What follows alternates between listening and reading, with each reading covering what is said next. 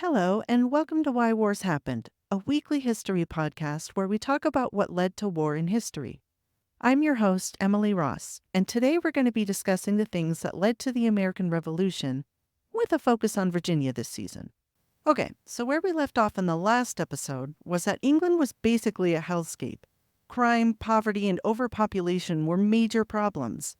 Now we're going to zoom in on the King of England at the time, King James I. We're going to go a little in depth to figure out exactly why he was so desperate for the first permanent English colony in the Americas to be successful. Why did he care? He was the King of England, right? James I was born in Scotland in 1566. His mom and dad were King and Queen of Scotland. James I was the great-great-grandson of Henry Tudor. So he didn't descend from the infamous Henry VIII, but Henry VIII's sister had been forced to marry the King of Scotland, and James I was her descendant. She had kids, and they had kids, and then they had James. This meant that he had lots of full-on royal English blood, and lots of royal Scottish blood. He was also Queen Elizabeth's cousin. I know, it's weird. Royals were basically all like this. They kept things in the royal family. Just know that he was a royal with both English and Scottish royal blood. Let's take a peek into what his childhood was like so we can see why he became the type of king that he was. His mother and father ruled Scotland, but they had a really bad relationship, and his father was murdered when James was only 8 months old. His mother wasn't liked, at all in Scotland. Rumors spread that she had a hand in her husband's murder.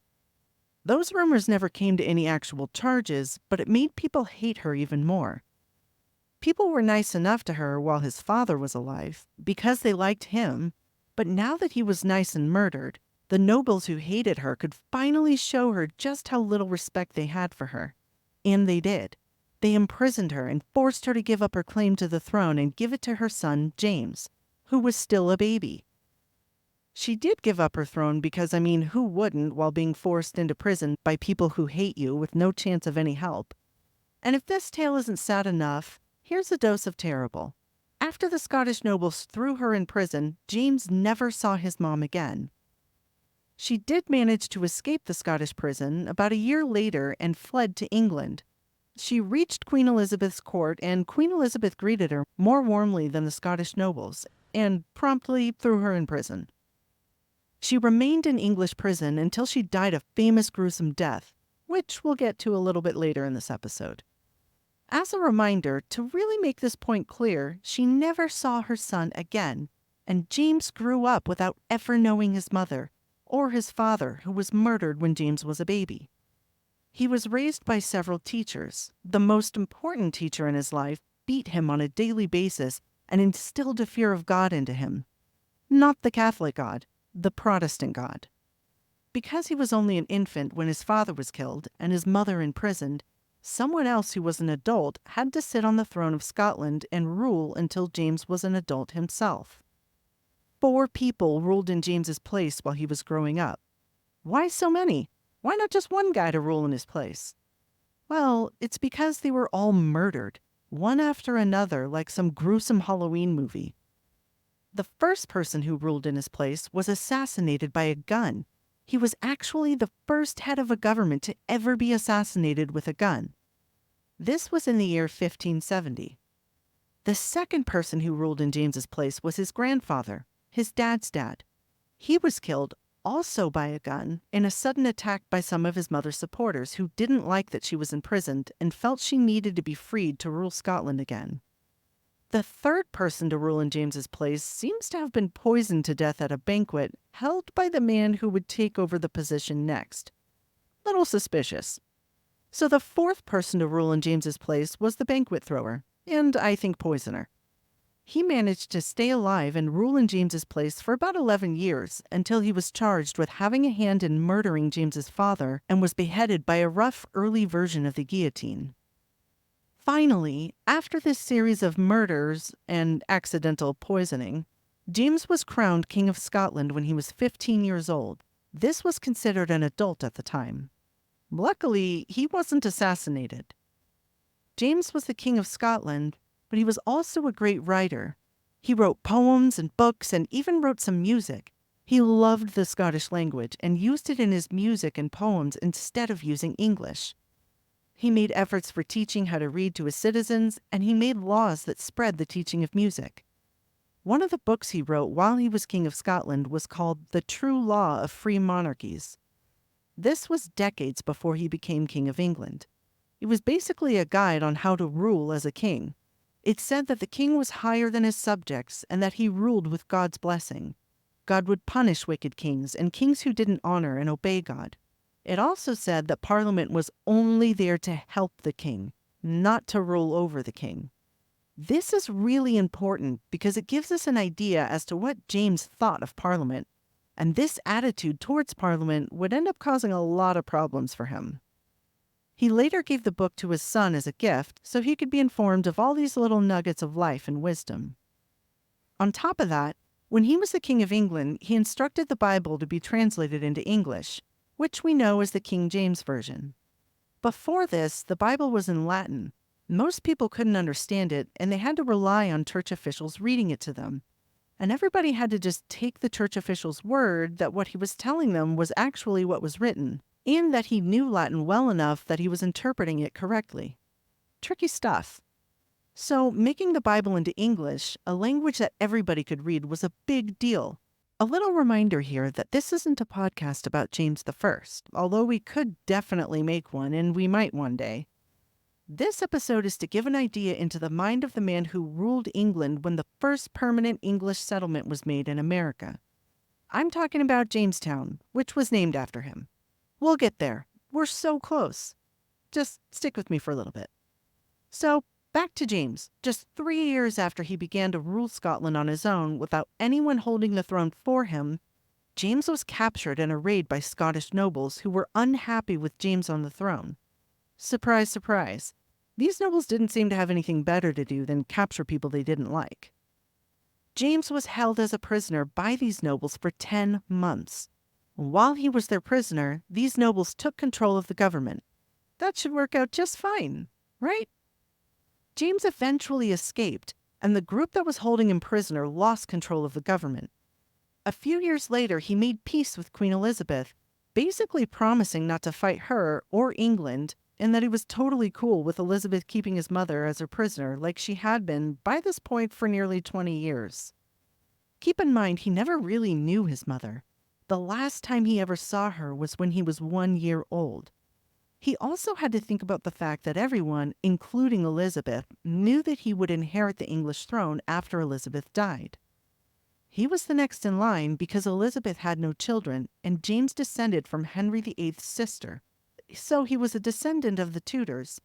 Really, there was no point in going to war with England, and if history repeats itself, which it usually does, Scotland didn't stand a chance against England if he did decide to go to war with England. Okay, so there's peace between Scotland and England. No need for any aggressive moves, right? Well, not exactly. A lot of nobles in England didn't like Queen Elizabeth. Those tricksy nobles, the same everywhere you go. They mostly didn't like her because she wasn't Catholic, and Catholics in England at this time were being murdered and treated pretty badly, all with her consent. James's mother had a solid claim to the English throne. After all, she was also a descendant of Henry VIII's sister, and best of all, she was Catholic. If these Catholic nobles could assassinate Queen Elizabeth, free James's mother, and place her on the English throne, surely the Catholics in England would finally be safe. Well, maybe.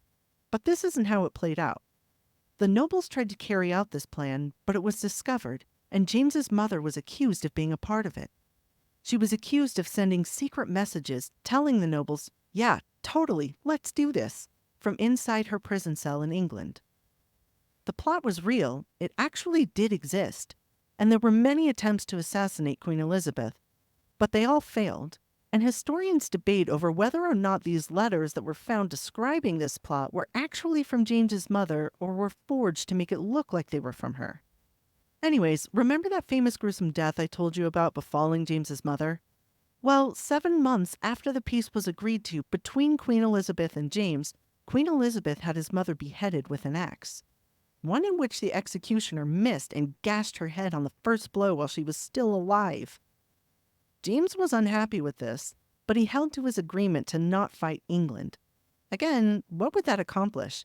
His mother, whom he didn't really ever know, was now dead. He was gonna inherit the English throne anyways, and he didn't stand a chance against the English military. So fast forward 16 years later. In 1603, Queen Elizabeth died, and James became the King of England. Because James was the King of Scotland and now also the King of England, he brought the kingdoms of Scotland and England together. Scotland wasn't happy about this. They had a different religion, and wars of religion were all the fashion back then. They were also the smaller and less influential of the two kingdoms. For centuries, they resisted England controlling any part of them. Now, they had no choice. They were automatically joined with England because the same guy ruled over both of them.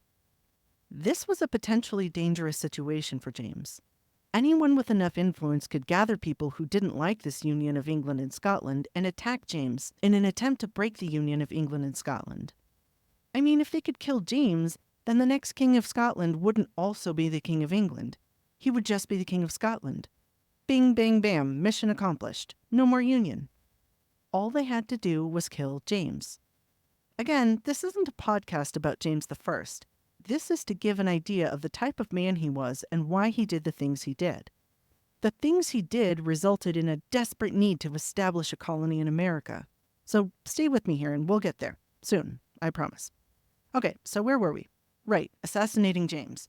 To nobody's surprise, 2 years after James became the King of England, a young Catholic man named Guy Fawkes tried to blow up Parliament while James and the members of Parliament were inside. This failed, of course, and he and his buddies who were in on it were executed, and there were no other major attempts on James's life. But James did have a problem with the English Parliament.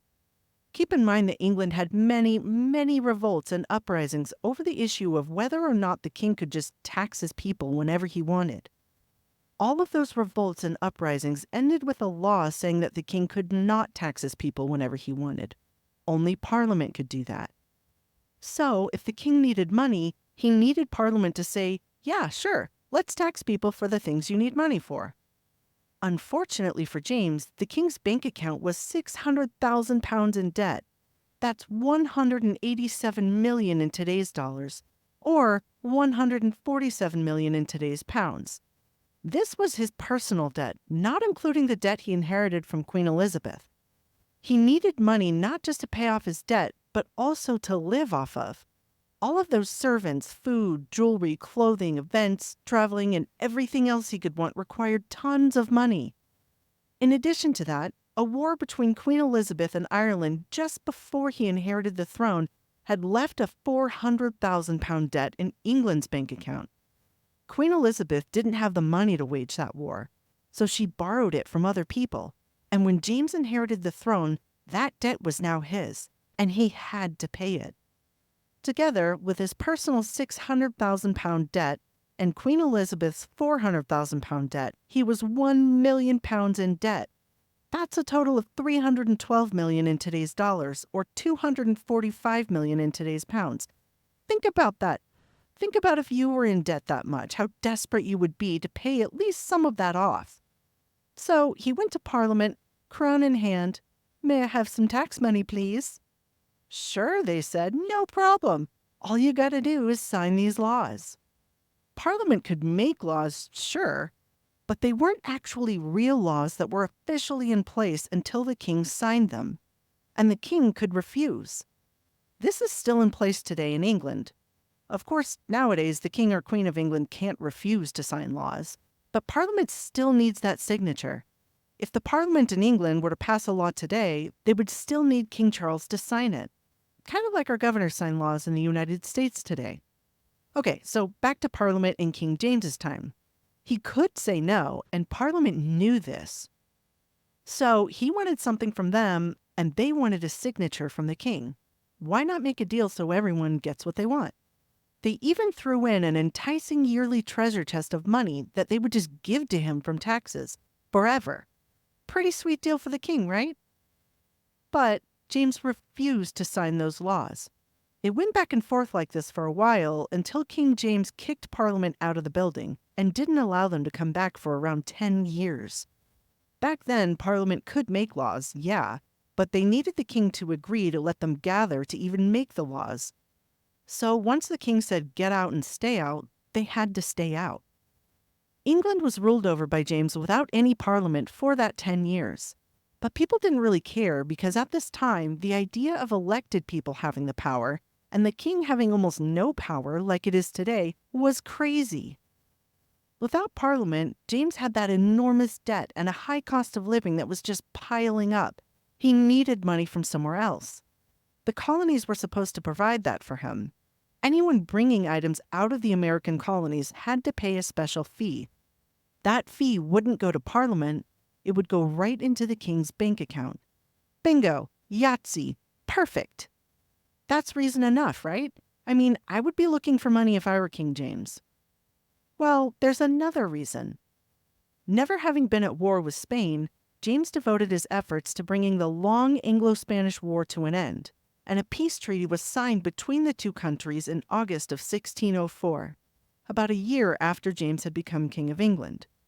Even though they were at peace and not at war, they were still competing against each other for money, power, and land. The Spanish were conquering and colonizing huge swaths of North and South America. If you want to see what true depravity, horror, and terror of colonialism looks like, look no further than what the Spanish did to the natives in the American continents, the Caribbean, and elsewhere. When you learn about Spanish colonialism, it kind of makes England look like the bullies in Spider-Man, and Spain look like Thanos himself, destroyer of worlds and universes. Really, look it up. On top of that, James's other rivals, France and the Netherlands, were gobbling up territory in America too. Remember in the last episode, we talked about the dire conditions of poverty, starvation, and the need for resources in England. Europe looked at land that was undeveloped as if there were no claims on that land. So the vast swaths of forest in Virginia, although claimed by 10 to 12,000 natives, was viewed as though it were unoccupied since there were no houses, buildings, or roads in the area that would become Jamestown. For some, including the broke king, the future of England rested on whether the Englishmen headed to Virginia in 1607 could successfully establish a permanent English colony. Jamestown was what the settlers named the colony. This was, of course, named after King James. And in that town were the dreams of the settlers.